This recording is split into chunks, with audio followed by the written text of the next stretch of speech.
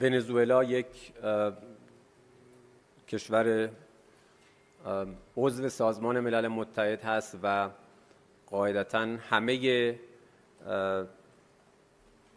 از حق ذاتی برای دفاع از خودش در برابر هر گونه تهدید و تعرض خارجی برخوردار هست.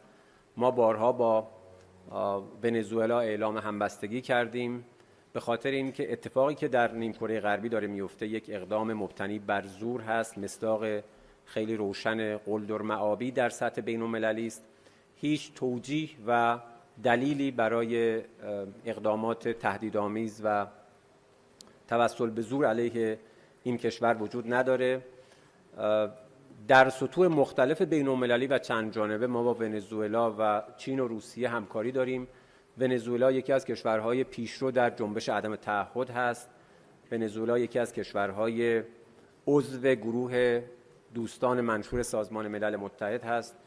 در نیویورک و سایر سازمان‌های بین‌المللی همکاری و هماهنگی داریم با این کشور.